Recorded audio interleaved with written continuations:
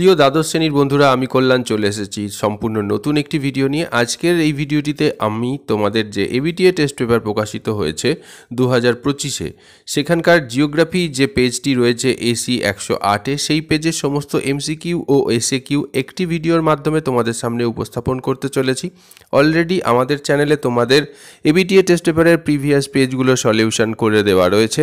এছাড়া তোমাদের জিওগ্রাফি ছাড়াও নিউট্রিশন যাদের রয়েছে সেই সমস্ত পেজগুলোও আমাদের চ্যানেলে করা রয়েছে, চাইলে সেগুলোও দেখে নিতে পারো। সেই ভিডিওগুলোর লিঙ্ক এই ভিডিও শেষে যে এন্ড স্ক্রিন আসবে সেখানে দেওয়া থাকবে। তো চলো দেরি না করে আজকের ভিডিওটা শুরু করা যাক।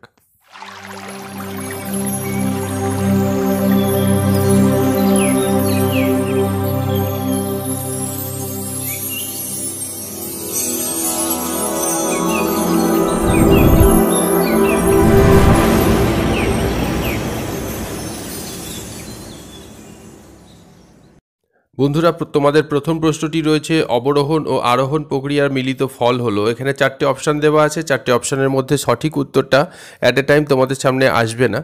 যদি তোমাদের পেজটি করা হয়ে গিয়েও থাকে তাহলে ভিডিওটি দেখে তোমাকে টেস্ট দিয়ে নিতে পারবে যে তোমার কতটুকু মনে আসে, বা এক্সামের আগে আরেকবার ভিডিওটি চালিয়ে পুরোটা ঝালাই করে নিতে পারবে। তো প্রথমে যে প্রশ্নটা, তার সঠিক উত্তর কোনটা হবে চলো দেখে নিই। সঠিক উত্তর হবে অপশান সি, পর্যায়ন। পরের প্রশ্ন যেটা রয়েছে, ভূমিরূপ হলো ভূগঠন প্রক্রিয়া ও পর্যায়ের ফলশ্রুতি। এই ধারণাটি যিনি প্রবর্তন করেছেন, চারটে অপশান রয়েছে, তার মধ্যে সঠিক উত্তর কোনটা হবে? চারটে অপশানের মধ্যে সঠিক উত্তর যেটা হবে সেটা এবার দেখে নিই আমরা। সঠিক উত্তর হয়ে যাবে ডি এরটা, WM ডেভিস। পরের প্রশ্ন যেটা সেটা দেখব আমরা। ছোটনাগপুর মালভূমি অঞ্চলে যে ধরনের জল নির্গমন প্রণালীর অধিক সংখ্যায় গড়ে ওঠে। এখানে চারটে অপশান রয়েছে, সেই চারটের মধ্যে সঠিক উত্তর কোনটা হয়ে যাবে? সঠিক উত্তর হবে অপশান বি, কেন্দ্র বিমুখী। পরের প্রশ্ন যেটা সেটা দেখব। শ্রীলঙ্কায় যে ফসলটি লিভিং ফার্মেসি নামে পরিচিত, সয়াবিন, ডাব, কফি বীজ, সূর্যমুখী। চারটে অপশান রয়েছে, তার মধ্যে সঠিক উত্তর হয়ে যাবে অপশান বি, ডাব। পরের প্রশ্ন রয়েছে, একটি মনুষ্যসৃষ্ট বিপর্যয়ের উদাহরণ চাওয়া হয়েছে। খুব ইজি একটা প্রশ্ন। তো এখানে সঠিক উত্তর হয়ে যাবে অপশান সি, ভোপাল গ্যাস বিপর্যয়। পরের প্রশ্ন যেটা রয়েছে, অর্থনৈতিক উন্নয়নের একটি প্রধান সূচক হলো।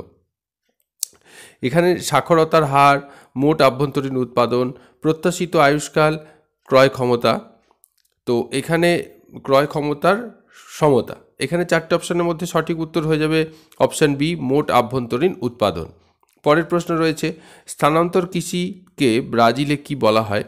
ব্রাজিলে স্থানান্তর কৃষি যে আঞ্চলিক নামে পরিচিত সেটা কোনটা?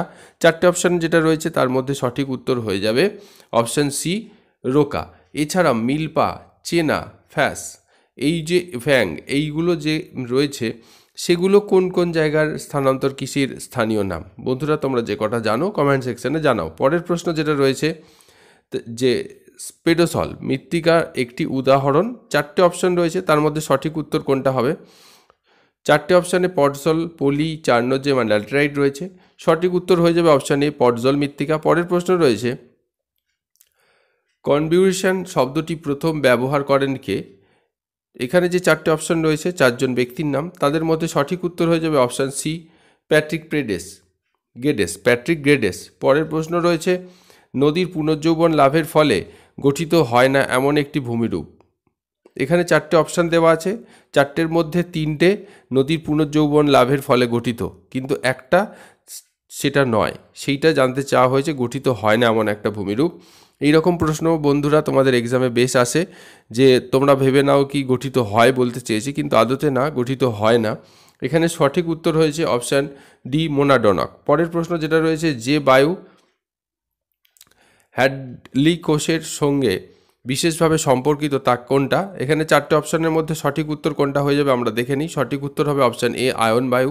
পরের প্রশ্ন রয়েছে, সংরক্ষণযোগ্য উদ্ভিদ ও প্রাণীদের সংখ্যা যে পুস্তকের মাধ্যমে প্রকাশ করা হয় তাকে কি বলে? চারটে অপশান দেওয়া আছে এখানে, red data, blue data, green data, কোনোটিই নয়। সঠিক উত্তর হয়ে যাবে option C, red data book. পরের প্রশ্ন যেটা রয়েছে সেটা দেখব। মরু ক্ষয় চক্রে ক্ষয়ের শেষ সীমা হলো সমুদ্রপৃষ্ঠ, ভৌমজল, পেডিমেন্ট, ইনসেলবার্জ। সঠিক উত্তর হবে অপশান বি, ভৌমজল স্তর। পরের প্রশ্ন যেটা রয়েছে সেটা দেখব, ওজোন গ্যাসের ঘনত্ব মাপা হয় কোন এককে? খুব সোজা, আর বেশি দেরি করলাম না, উত্তরটা হয়ে যাবে অপশান সি, ডবসন। পরের প্রশ্ন রয়েছে,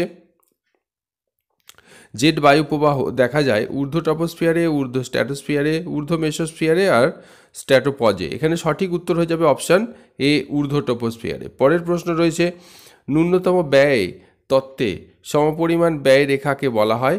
চারটে যে অপশান রয়েছে তার মধ্যে সঠিক উত্তর হবে অপশান এ, আইসোটিম। পরের প্রশ্ন যেটা সেটা দেখব, ভারতের নায়াগ্রা জলপ্রপাতে যে রাজ্যে অবস্থিত সেটা ঝাড়খণ্ড, পশ্চিমবঙ্গ, কর্ণাটক, ছত্তিশগড়।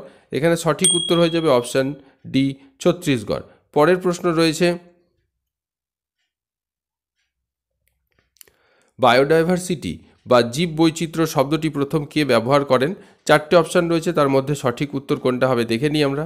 চারটে অপশানের মধ্যে সঠিক উত্তর হয়ে যাবে ওয়াল্টার রোজেন। পরের প্রশ্ন রয়েছে সর্বনিম্ন প্রশাসনিক একক কোনটা? মৌজা, পঞ্চায়েত, পঞ্চায়েত সমিতি কোনোটিই নয়। সঠিক উত্তর হবে অপশান এ, মৌজা। পরের প্রশ্ন ভারতের জনসংখ্যা বিবর্তন তত্ত্বে যে পর্যায়ে অবস্থিত তা কোনটা? চারটে অপশানের মধ্যে সঠিক উত্তর হয়ে যাবে প্রথম, দ্বিতীয়, তৃতীয়, চতুর্থর মধ্যে তৃতীয়, অপশান সি। পরের প্রশ্ন রয়েছে প্রাথমিক অর্থনৈতিক ক্রিয়াকলাপের সঙ্গে যুক্ত কর্মীদের কি বলা হয়? লাল পোশাক, নীল পোশাক, গোলাপি আর সোনালী পোশাক। বন্ধুরা, অন্যান্য যে কালারগুলো রয়েছে অ্যান্সার ছাড়াও সেই কালারের পোশাকের কর্মীদের কাজ সম্পর্কে অবশ্যই জেনো, আর জানা থাকলে কমেন্ট করো। এখানে সঠিক উত্তর হয়ে যাবে অপশান এ, লাল পোশাকের কর্মী। এখানে তোমাদের এমসিকিউগুলো শেষ হয়ে গেল। এবার যে এসএকিউগুলো দেওয়া আছে সেইগুলোর উত্তর আমরা দেখে নেব। প্রথম প্রশ্নটি রয়েছে উৎসান্দ জল বলতে কি বোঝো? আগ্নেয়গিরির অগ্নুৎপাতের সঙ্গে যে জল নির্গত হয় তাকে উৎসান্দ জল বলে। পরের প্রশ্ন রয়েছে সোলাম কি? মৃত্তিকা পরিলেখে পরিণত মাটির নরম, শিথিল, ঝুরঝুরে ও হিউমাস সমৃদ্ধ এ এবং বি স্তরকে একত্রে সোলাম বা মৃত্তিকা দেহ বলা হয়। বন্ধুরা, ভিডিওটা যদি ভালো লাগে তাহলে অবশ্যই লাইক করো। তোমাদের এক একটা লাইক কিন্তু আমাকে অনেক অনুপ্রাণিত করে ভিডিও বানাতে।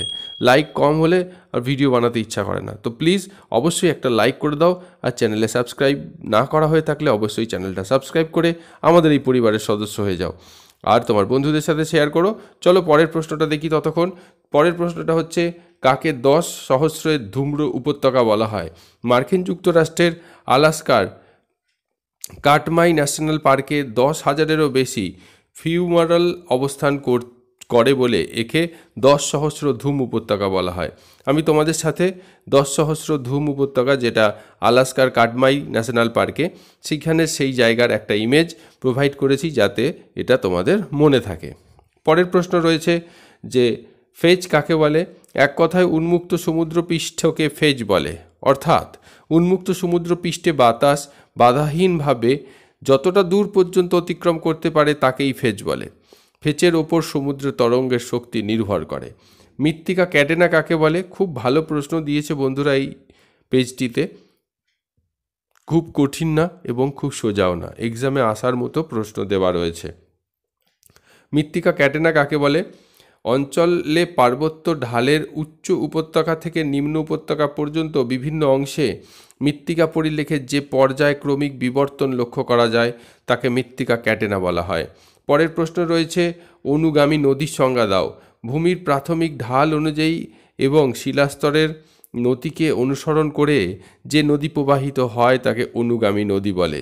একটি অনুগামী নদীর উদাহরণ ভারতের গোদাবরী নদী। পরে অথবা প্রশ্ন রয়েছে নদীর পুনর্যৌবন লাভের সংজ্ঞা দাও। বিভিন্ন কারণবশত নদীর নিম্নক্ষয় করার ক্ষমতা যদি হঠাৎ কোনো কারণে ফিরে আসে তখন সেটাকে বলা হয় নদীর পুনর্যৌবন লাভ। উদাহরণস্বরূপ বলা যায় বার্ধক্য পর্যায়ে নদী সাধারণত মৃদু ঢালযুক্ত অঞ্চলের উপর দিয়ে ধীরে ধীরে গতিতে বয়ে যায়। এই অবস্থায় নদী পুনর্যৌবন লাভ ঘটলে ক্ষয়চক্র বাধাপ্রাপ্ত হয় এবং নদীর নিম্নক্ষয় করার ক্ষমতা ফিরে পাওয়ার মাধ্যমে আবার পুনর্যৌবন অবস্থায় ফিরে আসে। পরের প্রশ্ন মোনেক্স কি? মোনেক্স ভারতীয় উপমহাদেশে মৌসুমী বায়ুর উৎপত্তির গঠন, কার্যপ্রণালী, গতি প্রভৃতি বিষয়াবলী সংক্রান্ত গবেষণামূলক একটি কর্মসূচির নাম হলো মোনেক্স। মোনেক্সের পুরো কথা হলো মনসুন এক্সপেরিমেন্ট। পরের প্রশ্ন ঘূর্ণবাতের চক্ষু কাকে বলে? শক্তিশালী ঘূর্ণবাতের কেন্দ্রে গতিহীন, শান্ত ও মেঘশূন্য একটি অবস্থা থাকে বা অবস্থান থাকে জায়গা, সেই জায়গাটাকে ঘূর্ণবাতের চক্ষু বলা হয়। তোমাদের তারপরের প্রশ্নটি রয়েছে লিথোফাইট উদ্ভিদ কাদের বলে? লিথোফাইট উদ্ভিদ হলো এমন উদ্ভিদ যা পাথরের মধ্যে বা তার উপরে জন্মায়। দেখো তোমাদের একটি লিথোফাইট উদ্ভিদের ইমেজ তোমাদের সামনে তুলে ধরেছি, দেখলে মনে থাকবে লিথোফাইট। এই প্রসঙ্গে জানাই বন্ধুরা, যারা তাপ সহ্য করতে পারে তাদের কি ধরনের বা যারা ছাওয়া জায়গায় বা ঠান্ডা জায়গায় হয় তাদেরকে কি উদ্ভিদ বলে, কমেন্ট সেকশনে জানাও। পরের প্রশ্ন, একটি আলোকপ্রেমী ও একটি আলোক বিদ্বেষী উদ্ভিদের নাম লেখো। দেখো বন্ধুরা, আলোকপ্রেমী বা আলোক বিদ্বেষী বলে সেরকমভাবে কোনো উদ্ভিদ হয় না, তবুও বা যে যারা আলোক মধ্যে খুব ভালোভাবে বেড়ে ওঠে আর যারা আলো ছাড়া ভালোভাবে বেড়ে ওঠে, সেই জায়গার ভিত্তি করে বা সেই স্ট্যাটাসটার ওপর ভিত্তি করে তাদেরকে আমরা আলোকপ্রেমী বা আলোক বিদ্বেষী উদ্ভিদ বলতে পারি। তো যেমন উদ্ভিদ বা যেসব উদ্ভিদ আলোকের উপস্থিতিতে সবচেয়ে ভালো জন্মায় তাদেরকে আলোকপ্রেমী উদ্ভিদ বলে, যেমন জবা, বেল, সূর্যমুখী, নয়নতারা ইত্যাদি উদ্ভিদ। অপরদিকে আলোক বিদ্বেষী উদ্ভিদ বলতে যেসব উদ্ভিদ আলোর অনুপস্থিতিতে অর্থাৎ ছায়ায় ভালো জন্মায় তাদের আলোক বিদ্বেষী উদ্ভিদ বলে, যেমন পান, অর্কিড বা মানি প্ল্যান্ট ইত্যাদি। পরের প্রশ্ন রয়েছে, গামা বৈচিত্র্য কাকে বলে? একটি বৃহদায়তন ভৌগোলিক অঞ্চলের মধ্যে থাকা বিভিন্ন বাসস্থানের প্রজাতির প্রাচুর্যকে গামা বৈচিত্র্য বলে। বন্ধুরা, এই প্রসঙ্গে আমি আরও দুটো এক্সট্রা তথ্য তোমাদের সাথে শেয়ার করেছি, সেটা মনে রেখো। এক্সামে যে গামা বৈচিত্র্যই আসবে আর বাকিগুলো আসবে না এমন তো নয়। তো আসতেই পারে আলফা বৈচিত্র্য কাকে বলে? একটি নির্দিষ্ট অঞ্চলে উপস্থিত বিভিন্ন প্রকার জীব বৈচিত্র্যকে আলফা বৈচিত্র্য বলে। আলফা বৈচিত্র্যের মাধ্যমে কোনো অঞ্চলের প্রজাতির প্রাচুর্য সম্পর্কে জানা যায়। পরের যেটা বিটা বৈচিত্র্য, পাশাপাশি অবস্থিত দুটি অঞ্চলের মধ্যে যে প্রজাতিগত বৈচিত্র্য লক্ষ্য করা যায় তার মাত্রাকে নির্দেশ করে বিটা বৈচিত্র্য। তো তোমাদের কোশ্চেন ছিল কিন্তু গামা বৈচিত্র্য, সেটা উপরে দেওয়া রয়েছে, আর এই দুটো আমি এক্সট্রাভাবে তোমাদের সাথে আলোচনা করেছি, মনে রাখার চেষ্টা করো। ভালো প্রশ্ন। পরের প্রশ্ন রয়েছে, বাস্তুতান্ত্রিক বাস্তুহারা কাদের বলে? একে বাস্তুতান্ত্রিক, তাতে নাকি আবার বাস্তুহারা, কিভাবে সেটা পসিবল? পরিবেশগত দুর্যোগ বা বিপর্যয়গত কারণে যখন বাস্তুতন্ত্রে বসবাসকারী জীব সম্প্রদায় তাদের প্রাকৃতিক বাসভূমি ছেড়ে অন্যত্র চলে যেতে বাধ্য হয়, তখন তাদেরকে বাস্তুতান্ত্রিক বাস্তুহারা বলা হয়ে থাকে। পরের প্রশ্ন, হরপা বান কি? উচ্চ পার্বত্য অঞ্চলে অত্যাধিক বৃষ্টি বা হিমবাহ সৃষ্ট হ্রদের জল আচমকা বাঁধ ফেটে বন্যার সৃষ্টি হলে তাকে হরপা বান বলা হয়। যেমন 2010 সালে লাদাখে হরপা বানে 255 জনের মৃত্যু ঘটেছিল। পরের প্রশ্ন, মিশ্র কৃষি বলতে কী বোঝো? যে কৃষি ব্যবস্থায় চাষের জমি থেকে বিভিন্ন ফসল উৎপন্নের সাথে সাথে ফল ও শাকসবজি উৎপাদন এবং দুগ্ধ, মাংস এবং সারের প্রয়োজনে একই খামারে পশুপালন করা হয় তাকে মিশ্র কৃষি বলা হয়। পরের প্রশ্ন, পোমাম কালচার কাকে বলে? বাণিজ্যিকভাবে ফল চাষকে পোমাম কালচার বলে, যেমন আঙুর, কলা, পেঁপে, আনারস, চেরি, আপেল, কমলালেবু এই সমস্ত বাগিচার আকারে চাষকে পোমাম কালচার বলা হয়ে থাকে। বন্ধুরা, এই প্রসঙ্গে ওলেরি কালচার কাকে বলে আমাকে জানিও, সেরিকালচার কাকে বলে সেটাও কমেন্ট সেকশনে জানিও। পরের প্রশ্ন সেটা দেখব যে শ্বেত বিপ্লবের জনক কাকে বলা হয়? ভার্গিস কুরিয়েনকে শ্বেত বিপ্লবের জনক বলা হয়ে থাকে। সবুজ গ্রাম কি? বনাঞ্চলের মধ্যে বা প্রান্তভাগে বনভূমির ওপর নির্ভর করে বনবাসী মানুষেরা ছোট ছোট গ্রাম বা বসতি গড়ে তোলে।